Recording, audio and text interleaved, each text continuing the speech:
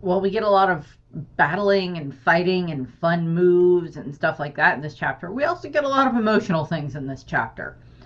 Um, More, not so much emotional on like the, oh my God, tugging at your heartstrings, but still emotional.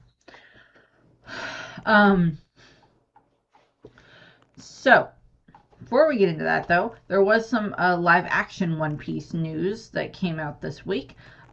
They have cast Bon Clay and Ace for, I believe, season 2/3. Because 3 is going to be more involved with Alabasta, and that's where those characters are going to be much more involved. So we have Cole Escola as Bon Clay, who's a non binary award winning theater actor, which I'm like, keep going. Yes, Bon Clay. And then we have, and I'm probably going to mispronounce this gentleman's name, but I apologize. Jolo Baradena, sorry, as Portcus D. Ace. They both look great. Obviously, once they get, you know, makeup and hair and the right costume and stuff like that, they'll look better. Or they'll be a little bit more set for how they do that, but fun. Yay. And then we have time for the chapter. So for the chapter, we have 1165. And we do have a cover page. It's just one of the little, write-in reader request ones. And this one is Beppo peacefully sleeping using Zeus as a pillow. So there's 4 different characters here. We do have Beppo, and he is sleeping using Zeus as a pillow. But then we also have Law using Beppo as a pillow, as he tends to do throughout the course of the series. We've seen him do that occasionally. And then all 3 of them are laying on top of Yomo, who is the giant sheep mink that we see during Zoe. And I don't remember if he shows up during, he might be there during Wano, I'm not sure. But he's mostly, we see him in Zoe. He is the giant sheep mink that like Chopper and Nami are sleeping on. Or that Nami specifically is like sleeping on top of. When they learn that Luffy and the others have arrived.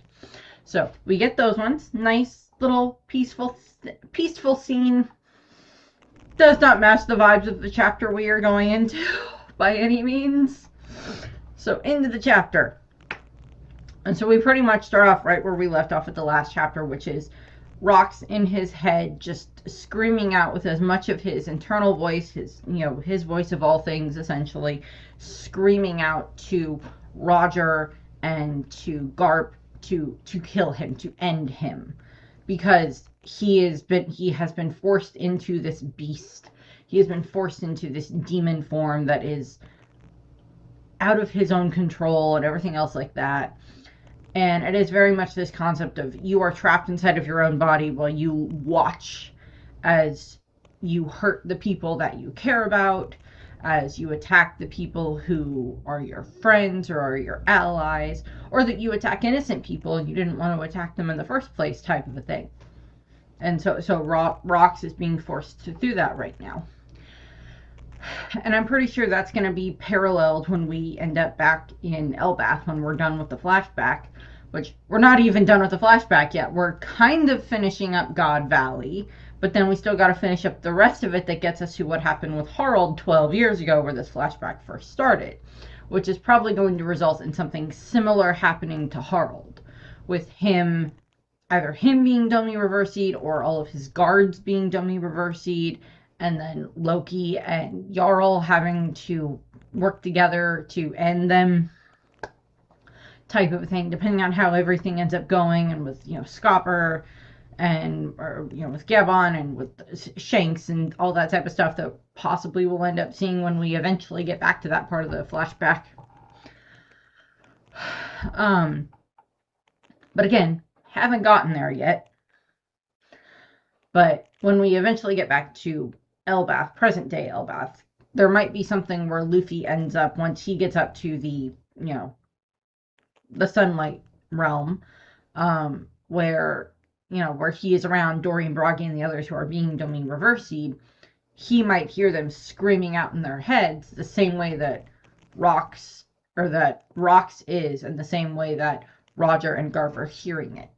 So hopefully that's going to be something that, like, we see those echoes, which is, of course, the title of this chapter is Echoes. Is an echoes through time, ripples through time, that type of a thing. And so we have Garp, and he's like, you hear that, right? And Roger is like, yep. So it's like they're both hearing Rox's voice. And, they're Roger has has Ace all hockeyed up and ready to go and is getting ready to do one of his attacks. Garp's got his fists ready as they're getting ready to, like, pummel Rox, as he just has tears streaming down his face, because, again, it's like whatever little part of him is still in there is, trying to do something, but can't, and the most that it can do is cry. I have a video that's going to go up on Monday that is looking at this through very similar eyes through what happens in Thriller Bark with the zombies and with their shadows and such. So we have Roger, Rox, and Garp all clashing with each other, or Rox being, fought against by Roger and Garp. So, and Roger is like, his words, the way he's acting, and that look on his face, and we get, like, just these so many epic panels in this where we have, Roger and Garp, piling their attacks on Rox, and Rox just keeps, blocking him with his sword and everything else, or punching him aside or whatever. And I would have no problem. I know the anime is going to be doing, more seasons now and all of that type of stuff, as opposed to, like, just the ongoing that it's been doing for the past 26 years or whatever. And I would not have a problem if, like, when they get to, like, this chapter here, if they kind of draw out some of the fighting a little bit more. That I don't think a lot of us would have a problem with for, like, filler, but filler that is, like, fun filler of, like, them trying to, defeat Rox or get through to Rox or something like that. And Roger continues, none of it adds up. Isn't, like, none of, like, all of this stuff is, like, contradictory to each other. Like, him fighting us, what we're hearing in him, all of this stuff, what's happening to him here, all of that. And, like, Garp's using his punches, and he's, like, hockeyed up on his fist, and he punches Rox square in the face. Probably breaks his nose, to be quite honest with you. But that's kind of doesn't send Rox flying. It results in, like, he kind of gets pushed back, and then, like, Roger has, like, hit him with the sword and everything, but Rox blocked it with his own sword. And we're just getting these clashes of hockey, of, like, the black lightning that we see with, like, Conqueror's hockey and stuff. We just are seeing a ton of that radiating off of all three of them, but very much off of Rox. And we get, like, this great double page spread that's, like, just, like, how this battle is going on, and how Rox, like, essentially flung Garp and Roger into probably sides of the other side of the mountain. That mountain's going to collapse later in this story, which at the moment we have it that only one of the mountains is still standing for God Valley. And we just see, like, the Conqueror's hockey pouring off of this, and we see, as we have seen before when it comes to different, Conqueror's hockey users or other Yonko or Yonko level characters, when they clash, is that there is just, like, the sky, it's splitting. We have, like, a bunch of pirates and some of the Marines looking up at this as, like, the sky above God Valley is just being split apart, as we saw when Shanks and Whitebeard clashed, and then very much when Luffy and Kaido were clashing when they were battling on top of Onigashima. So we're seeing a lot of that. And of course this is happening. You've got this, Rox having Conqueror's hockey makes perfect sense. We already knew Roger did at some point in time, and they're gonna talk about it here, and, like, this fully confirms, if there were some people who were like, I don't know if Garp has Conqueror's hockey, this chapter fully confirms that Garp does have Conqueror's hockey. So that means that there are 2 Marines that we are aware of who have all 3 types of hockey. And one is Garp, and the other is Sengoku.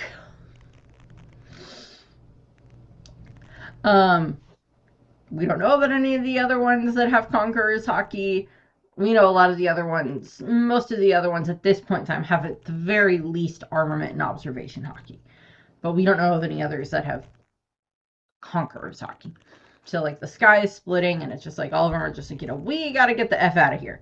We gotta go. This is not a good place for us to be anymore. We're all gonna die. So it's a bunch of the random pirates are all running. We see a bunch of the other members of the Crumbling Rocks pirates running around. We see Silver Axe, and it's like, let's steal a ship and get out of this, get off this island. And one of, like, two of his subordinates are like, well, what about Rox's ship? And it's just like, yeah, dumbass, no one's going back. It's like, no one's going back to that ship. Rox is fighting.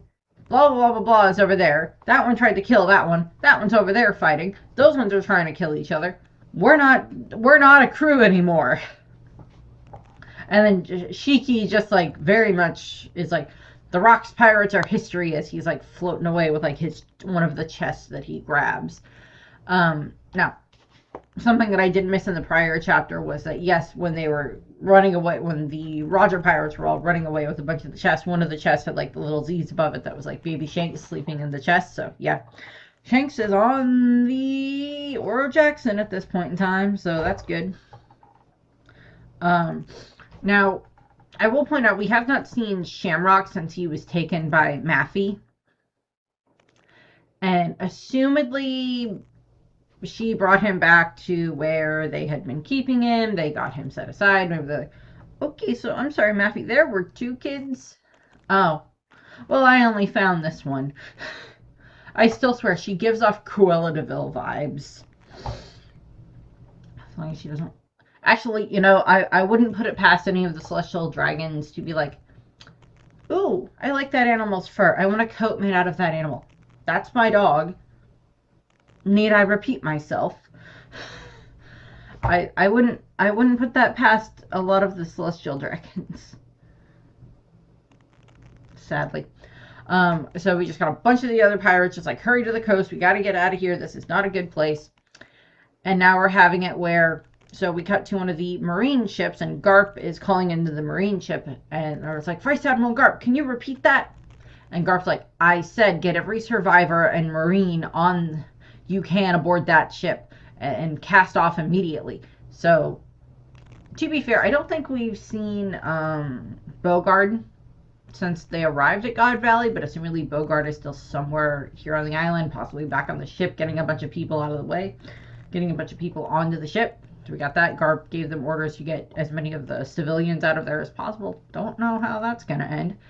And then we cut back to the Roger pirate ship, to the Oro Jackson, where we have one of the crew members is talking to Roger. Roger, what's going on over there? And he's like, get underway. The instant Rayleigh's group is aboard. Wait for me at sea. So got that going on. And then we cut to where we have Roger and Garp next to each other. Well, possibly not next to each other, but like essentially doling out the same orders to their crews, to their subordinates. Bloody and beaten. And like they both have blood going down one side of their face, the opposite side of their faces. And it's just like, I'll make it back for sure. So it's again, it is literally, this is literally what Garp did on Hachinosu. He told the members of Sword to get to the ship, to get off the island and leave, even though he knew he was staying behind. Garp is pulling this again. This is very similar to what just happened at Hachinosu. And I don't know if we've fully seen Roger do this before in the story, but this is Roger like, okay, I may not, my intention is to try to get back to them. Don't know if that's going to happen. That's going to pop up in a minute or a little bit later in the chapter. But it's also like, okay, what can I need to keep my crew safe. I need to keep my best friend, Rayleigh, my partner, safe. And he's got Shaki now. And I'm not going to do something to try to take him away from her at this point in time, given what they just went through. What we all went through to try to get her back. They are together. And the others on my crew are safe. I want them to go Rayleigh will take care of them. There is an inflection point here in history that is, again, is one of those things that is referenced here, that is like the echoes throughout history, the tremors, they get referenced later in the chapter throughout history, that are caused by this nexus event of God Valley. There's multiple things that are just like, so many things that like either are disjointed that could have lined up to been a very different story that ends up getting told, or something else throughout this story. Roger could have not gotten back to his crew, and then the crew would have been devastated at that point in time, but then Rayleigh possibly would have kept on. The crew may have stayed together and kept going. Rayleigh would have still raised Shanks. He probably wouldn't have ended up being quite the same, but he would have ended up being very similar to the type of, following in what would essentially end up being like Joy Boy's footsteps, but maybe not quite the same, but still. And the Marines would have kept going, but they wouldn't have had Garp if he hadn't made it back. Luffy may still end up being born because Dragon is still alive at this point in time. And, we're going to see Dragon do something in a minute that's like, okay, yeah, But we'll see how that, see how some of that would have panned out. But, like, Luffy could have still been born, but then it's just like, who would have raised Luffy? Dragon may have been stuck with raising Luffy at that point in time, because it's not like he would have been able to have Garp raise Luffy, because Garp would have been gone. So we got that. Ace wouldn't exist, period. A lot of the characters wouldn't exist, or their stories would have been very different by this point in time. So we have the two of them, looking up at rocks, and they're both like throwing off their coats. Right? Roger's throwing off his, pirate jacket, and Garp's throwing off his admiral coat and everything. And it's just like Garp's, they're just like, okay, time to get going on this. And Garp is just like, Rocks and Roger, I came to this island to catch the pair of you, but look how things panned out. And Roger is just like, well, all I wanted was to save Shocky, grab some treasure, and bail. Yeah, sums it up. And Roger continues, want to call a temporary truce? And we just, Rocks is just kind of there while they're doing this, while they're discussing what's going on. Because, of course, Rocks, based on the orders that Imu gave him, it's like, these are the two obstacles in front of me. If I can't get past them, I can't get to the rest of them. Also, just inner Rocks wants them to end him at this point in time. And Garp continues, I can't say I'm thrilled with that idea, but we can't just leave him be. As in, like, we can't just leave Rocks like this. Even, he could cause more problems. He could get off this island and cause more problems, type of a thing. So we got, Rocks thrusts his sword forward, just slamming into one of the rock formations. Garp jumps out of the way, and it's just like, hey, Rocks! And he, like, flips over Rocks, lands behind him, or is like flipping behind Rocks.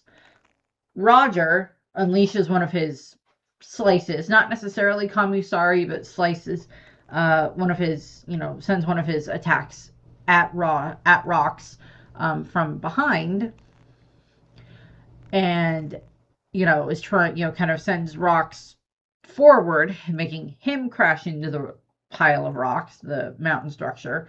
Garp has gotten behind Rocks, grabbed his foot, and is essentially going to, like, throw Rocks, but he's like, this form, this curse, and just, like, flings Rocks. Very physical type of fighting that Garp does, very similar to the way that Luffy is. Can't we undo it somehow? And, and so we got Roger running in, just, slamming down more of his hockey, more of his attack onto Rocks. It's just like, wake up, trying to get all of that taken care of. And, like, just like, again, there's just tons of this hockey, tons of this, Conqueror's hockey, and everything just, like, billowing out of the center of the island where all of this battle is happening. And we get to where we have Rayleigh's group, and it's just like, hurry, Roger won't stop fighting until he's sure we've escaped. And he's still holding Shocky in his arms. He's got his treasure in his arms, while the rest of the crew all around them are holding chests that have various amounts of treasure in them. Probably one of them's got Shanks in it. It's like, it's strange, this hockey. And then we see Gabon running, and then like Gloriosa has come up next to him, and it's just like, nice ship. You don't mind if I tag along, right? He's like, Gloriosa! So Gloriosa's getting off the island. Cut back to Big Mom and Kaido, who are having their discussion, so to say. You listen, Kaido. Consider this a lifelong debt. You'll pay me back one day, mark my words. And Kaido's like, don't be stupid. You lost fair and square, Linlin. Now watch. I'm going to start a crew where brutality is the only law.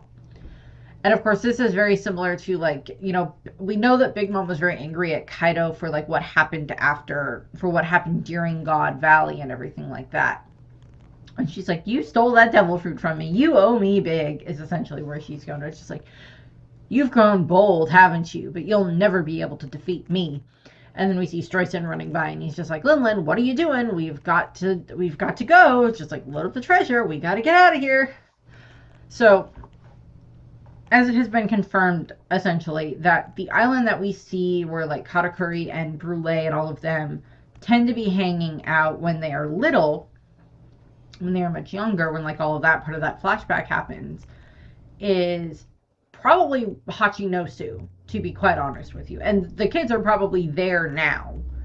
And so essentially what's going to happen is like Big Mom's going to finish having this argument with Kaido. Her and Streusen are going to get onto one of the whatever number of ships that are there, sail their way back to Hachinosu so she can get her kids along with anything else that she can get, gather up any other crew that want to come with her, and then sail back to what will probably eventually the island that she grew up on, that the sheep's house had been on, and the lamb's house had been on, and get there and then start turning that more into what will become Whole Cake Island, and then start building her empire from there.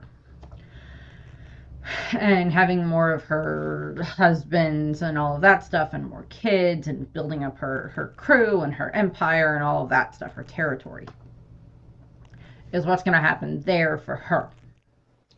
We also know that from this point with Kaido, he is going to head off, kind of wander around for a while, eventually get captured, be taken to Punk Hazard, get experimented on, decide that he's bored there, break himself out, break out King, or Albert at the time, and then they are going to then head off and then eventually form the Beast Pirates with Kaido as its captain and with, King as his, first mate, and work their way through that, do all of that, and then eventually end up at Wano 28 years ago, or 26 years ago range. So that's where that's all going to go. And Linlin's like, one day I'll come to collect what you owe. And Kaido's like, and I'll crush you when that time comes. Now, of course, hindsight being 2020, that we know, or I guess foresight being 2020, what ends up happening is, of course, yes, Big Mom shows up in Wano, and her and Kaido do kind of clash, and they bring up the life debt and everything else like that, or she brings up the life debt, and then essentially it just results in like, well, why don't we work together for now? We'll find our way to the One Piece, get rid of everybody else, and then we can fight about who's, and then we can, fight to the death or whatever. Sure, why not? Is what ends up happening there. So that's how that ends up playing out. We see more of the battle where Rox just sends Roger and Garp flight again right into the sides of the mountain. Now we're going to get a character that, like, we saw earlier on in this flashback, or earlier on in these chapters for God Valley, that a lot of us were like, hey, that looks like Marco. And it's just like, but Marco is like a child at this point in time, so that's definitely not Marco. So we cut to where we have Whitebeard, and like just everything is on fire all around him, pretty much. And we see this guy sitting on a rock, and he's just like, you broke the mountain, didn't you, Newgate? And Whitebeard's like, who are you? And he's like, looks like your crew's also breaking apart. And we get to meet a man whose name's Graham, captain of the Polo Pirates, Polo Graham. And this pretty much confirmed to be Marco's father. So Marco's full name, the name that we know him as, is Marco the Phoenix. His full name is Polo Marco, or Marco Polo. which is a joke that I'm pretty sure Oda has been holding in the back of his mind for a very long time. And it has paid off, because this guy is literally just like a carbon copy version of Marco, just older. Now, whether or not he has the same devil fruit is not confirmed here one way or the other, and I don't think when we saw him fighting earlier, when he had like that little cameo in one of the previous chapters, I don't think it looked like he had the Phoenix Devil fruit. It looked like he was just kicking characters or kicking his enemies. I don't think it looked like he had any of like the flames or the wings or whatever that we know that Marco has in his Phoenix form. So Graham is just like, I'm a big fan, and Whitebeard's like, and Graham continues, so you need a ship, right? Let's join forces. And Whitebeard's just like, buzz off, don't get in my way. Because Whitebeard is, of course, also kind of going through this kind of, because, like, the first kind of crew that he had been a part of that Rocks probably won him off of in a Davy back fight was, they were much more concerned about treasure, and then he's much more concerned about, like, family and finding a family.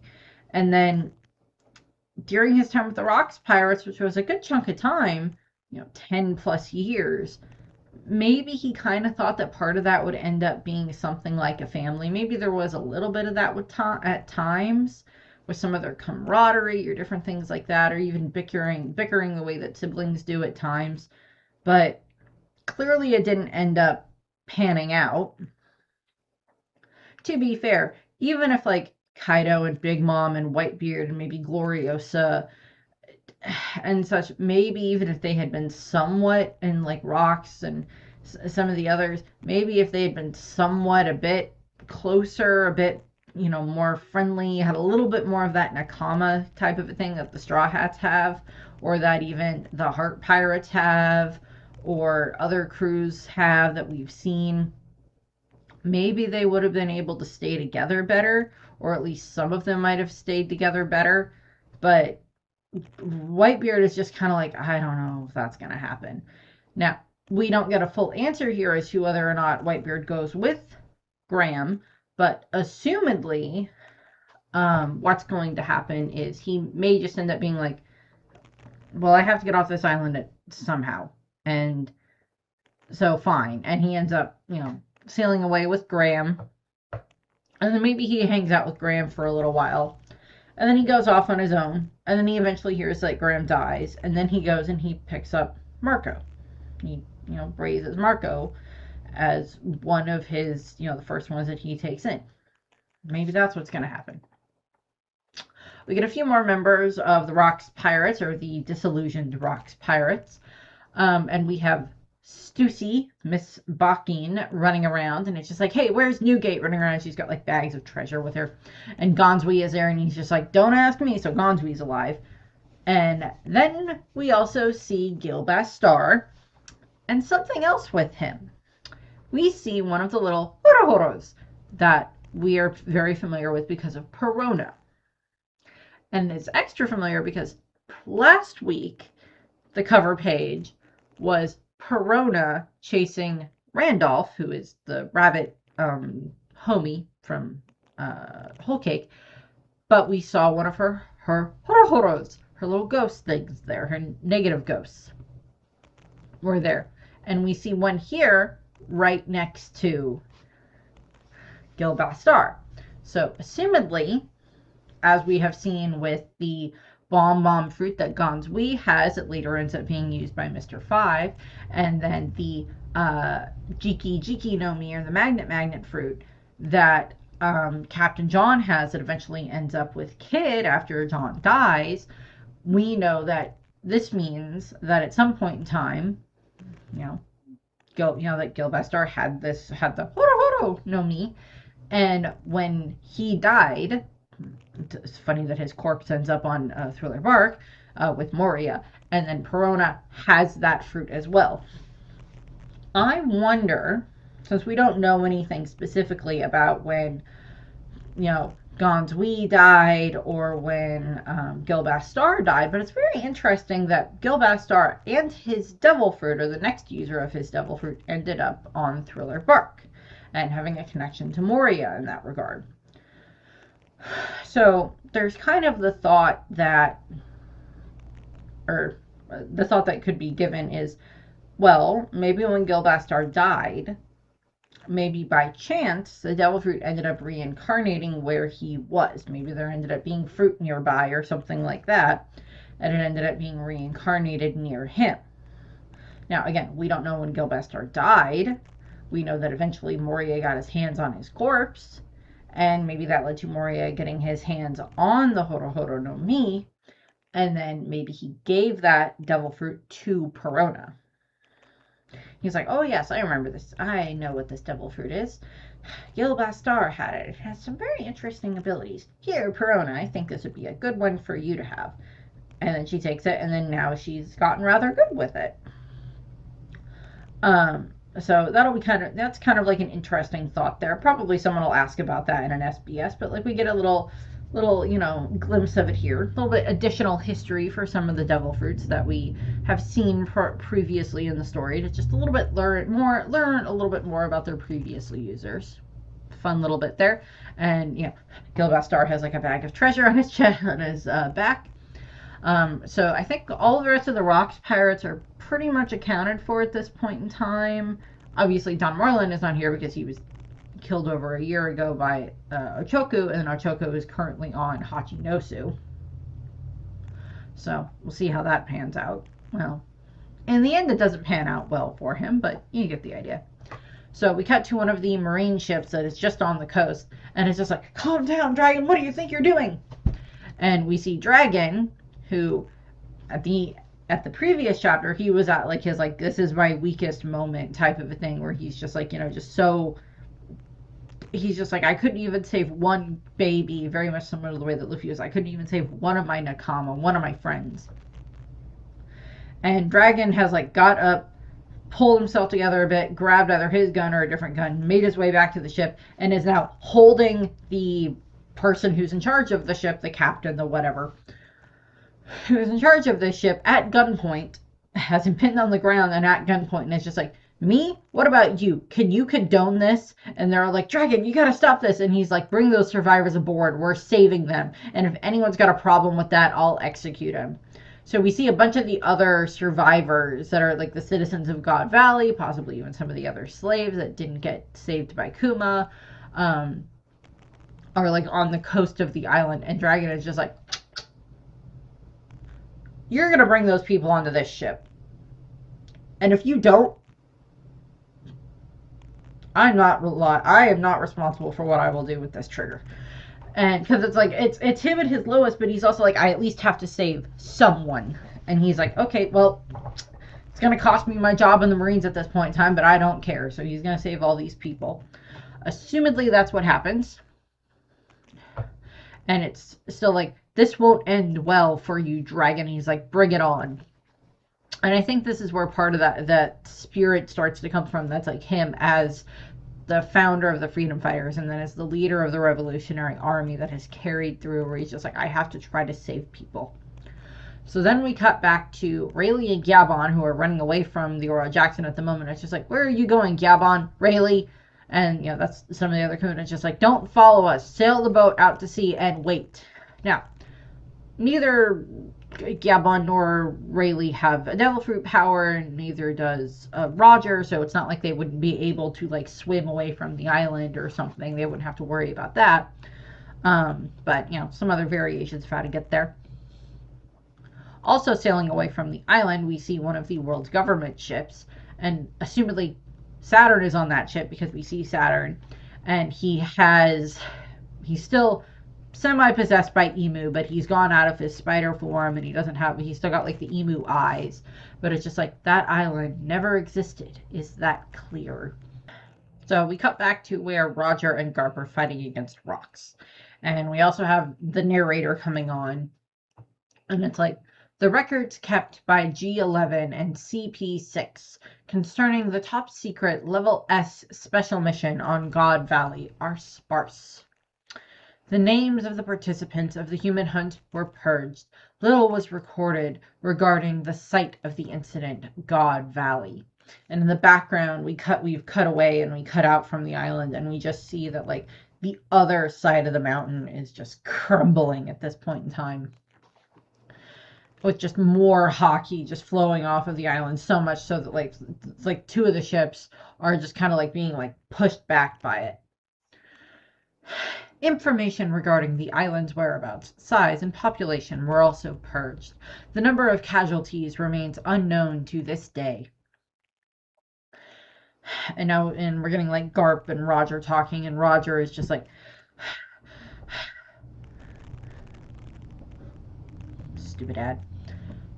Did you know the government had ties to that black monster? Seems like an affront to justice. And Garp's just like, I'm with you there. Like, they're both just like wheezing and huffing because they're just like taking such a beating right now. And I mean, this is like one of the more drawn out battles we've seen in flashbacks. We tend not to get huge amounts of actually seeing the battles in flashbacks. This is one of the more drawn out ones. And it's partially because it does kind of start to set up a bit more of where that bond comes from between Garp and Roger. Because that bond has echoes in and of itself in the fact that, you know, right here, Roger is just like, if you want to leave the Navy, you should join us. It's like, well, if you're going to leave, if you don't want to deal with all of that anymore, come join us. We're fine. You can come join us. You're strong. We don't care. You're fun to be around. And Garp's just like, hell no. If I quit, who'd protect the Marines? Okay, I technically can't argue with you there, Garp, because you still gotta defeat Jean Zhao at this point in time. And there's a few other people that you gotta try to defeat.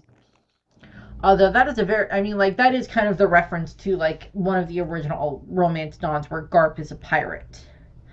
And there's another version of this story out there, and possibly another dimension of parallel Earth where, you know, Garp is a pirate and he joined the Roger Pirates.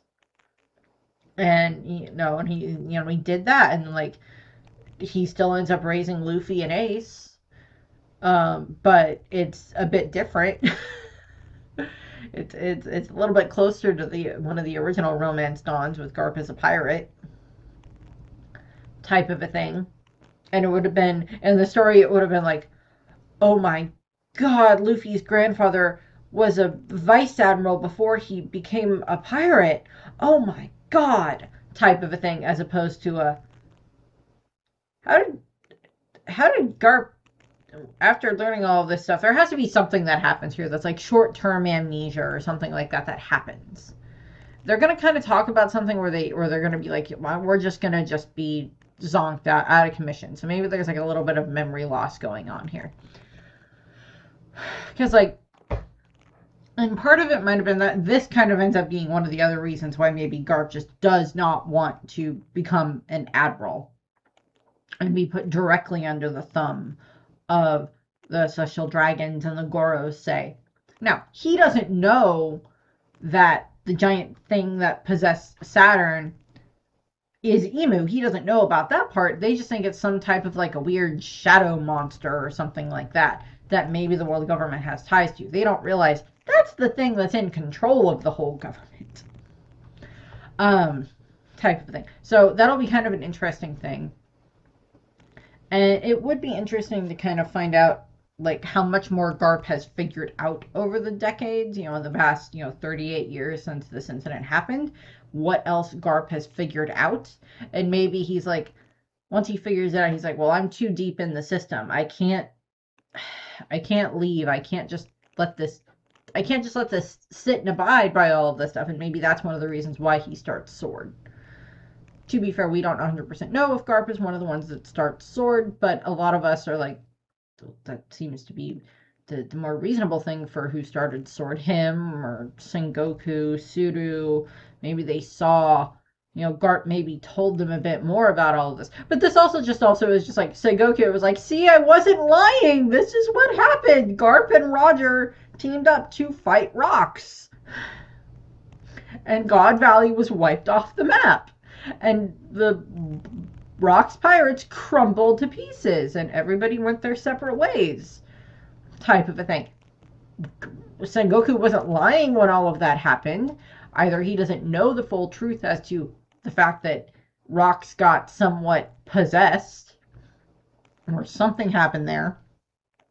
And Garp and Roger did have to team up to fight him, but it wasn't to try to stop Rocks in the way that, stop Rocks from being crazy. It was to stop Rocks essentially to save him from himself.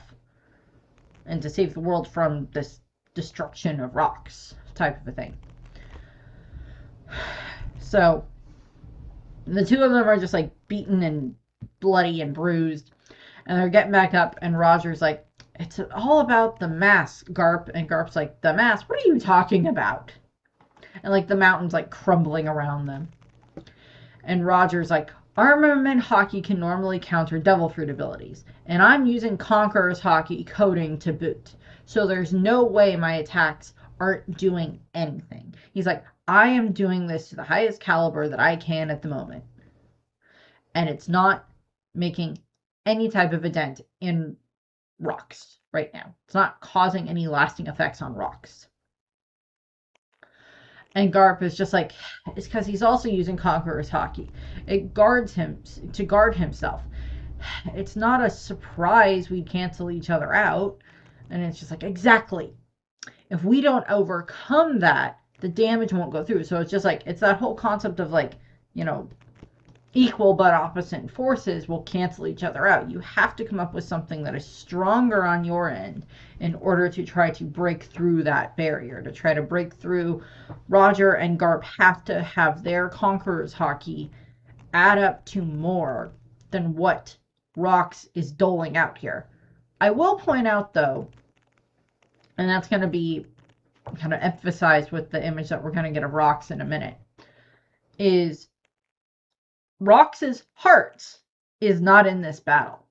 His heart, his actual, like, whatever part of him that is inside of him that is still not in control but is still trapped in there is not in this battle. This is a powered up version of Rocks. This is a Domi reversied version of Rocks.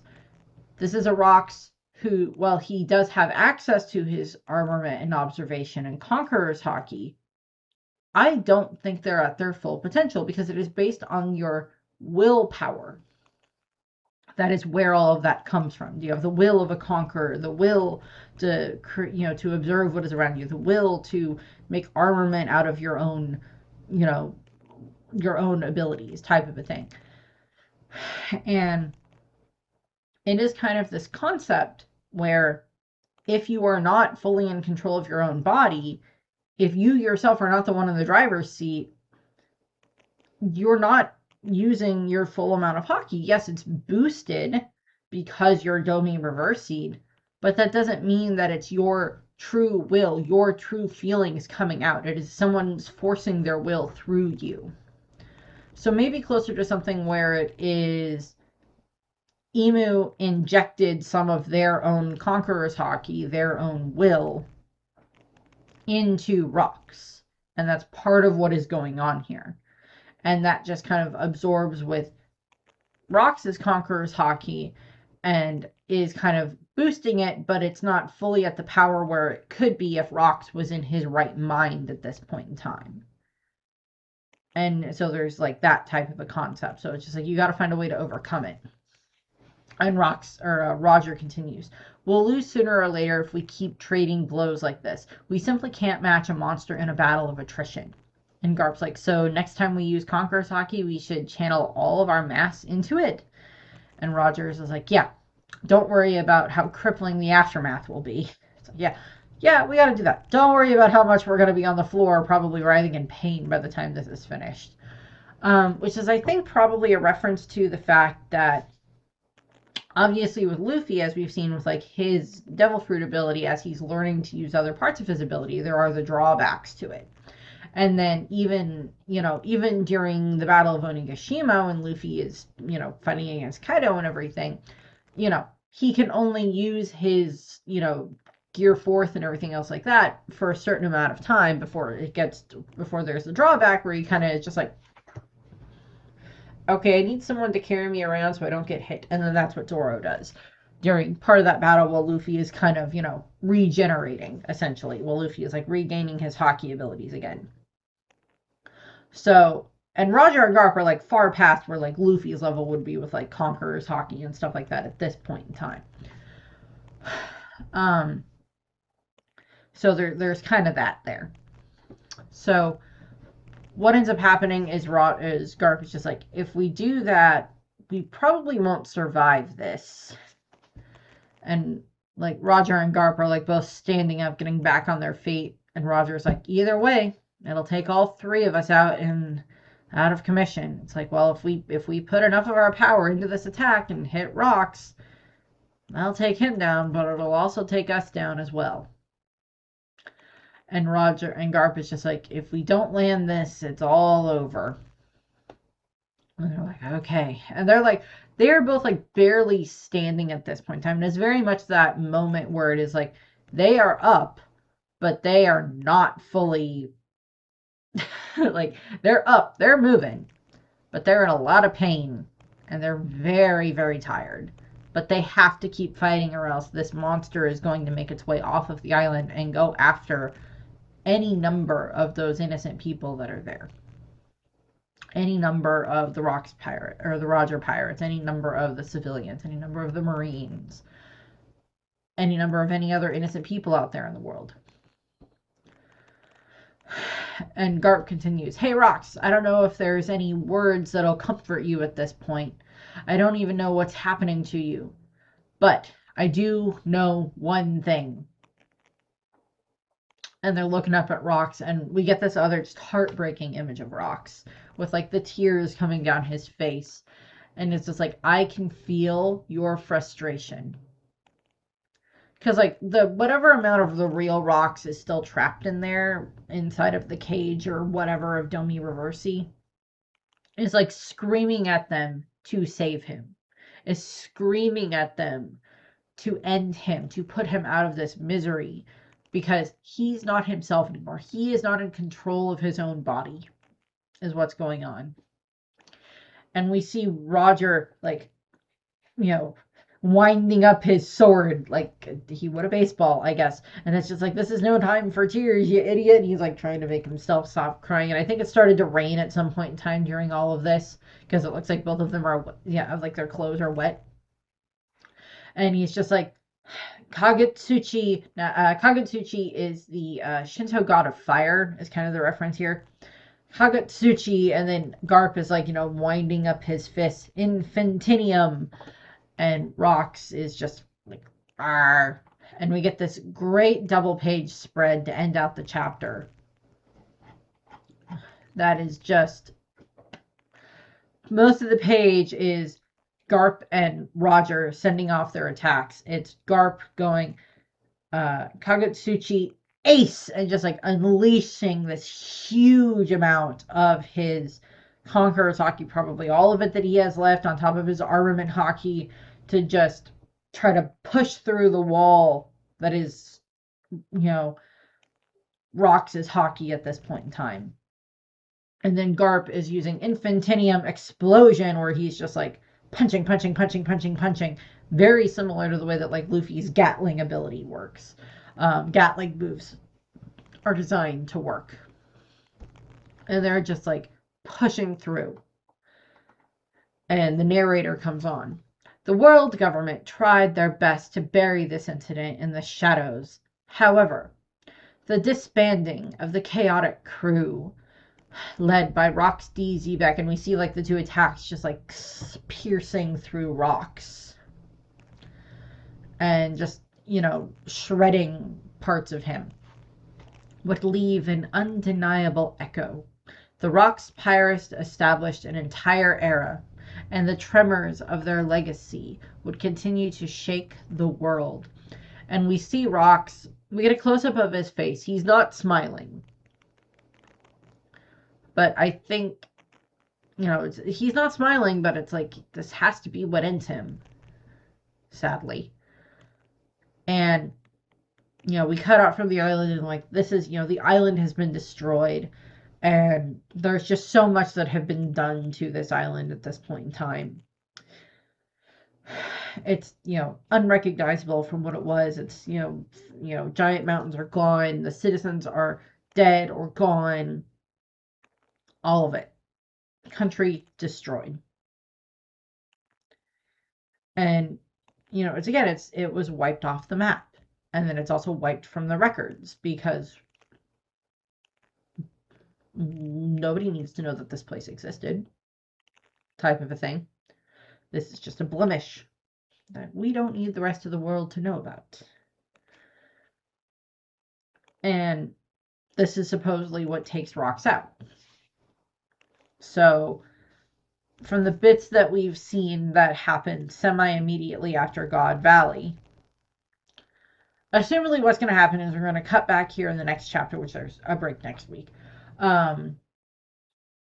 is either we're going to get back and Roger and Garp are going to be lying on the ground, just very similar to the way that Luffy is when he's run out of his hockey.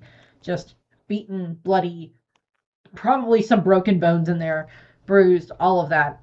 Scopper and Rayleigh are going to find Roger.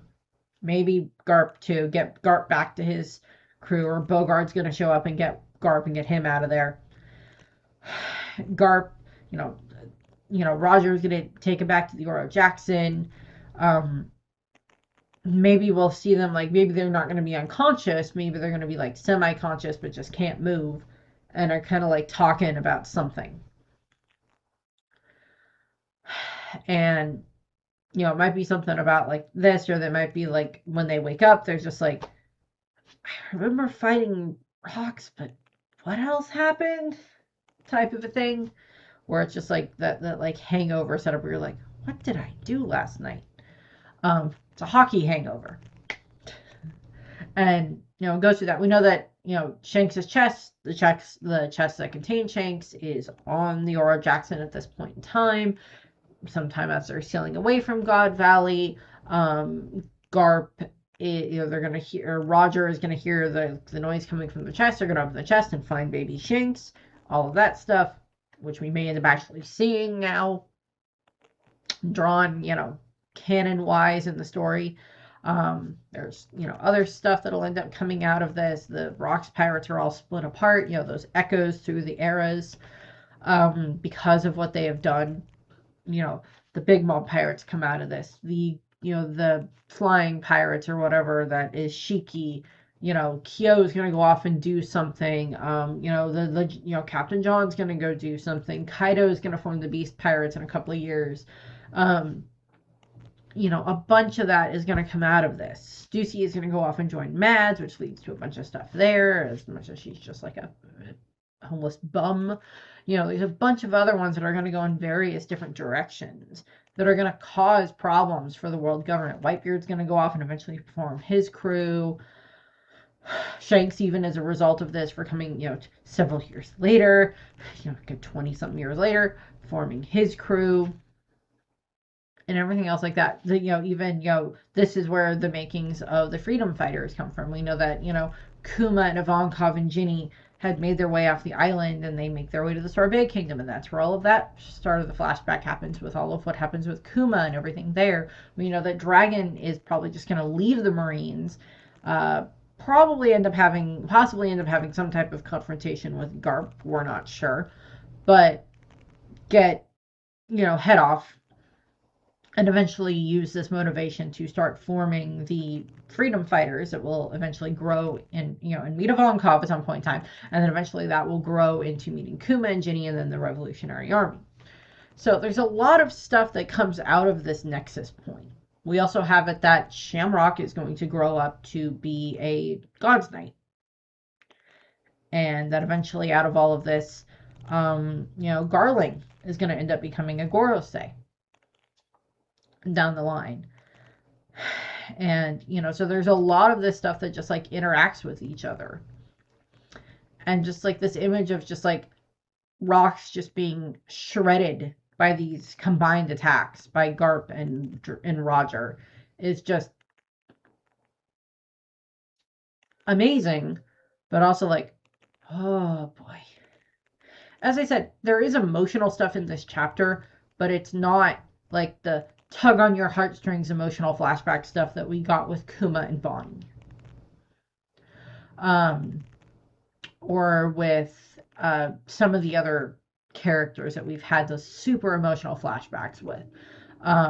There is bits of that here because it's still, it's still so much of what has happened that this leads to just so many different branches in history in the One Piece world. And again, Oda knows what story he's telling here. He knows where he's put this, but now he just is adding in additional scenes here and there for like context of how things panned out. So a lot of different stuff that could have been changed here that could have made various ripple effects, echoes throughout history.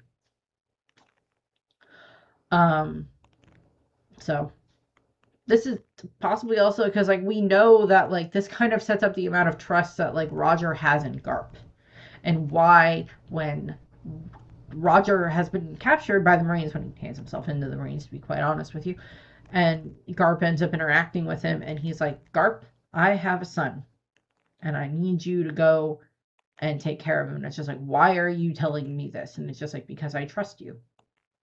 And this is possibly one of those nexus points that proves that Garp and Roger could trust each other. As much as they were rivals, frenemies, to use a more modern term, they still trusted each other. Garp wouldn't have bought it if just like Roger and his crew were like slaughtering citizens. He's like, that is not the way that Roger is. And I know that that's not the way that like Shanks was raised by them, from what he knows about Shanks later on, probably, and different things like that. And he raises Ace, maybe not the best, but he still raises Ace, and he does love Ace. And there's all of that stuff that still echoes at like Marineford, 36 years after this incident. So there's a lot there. So that's what I have here. I thank you for watching. I hope you enjoyed the video, and I hope you have a nice rest of your day. Bye.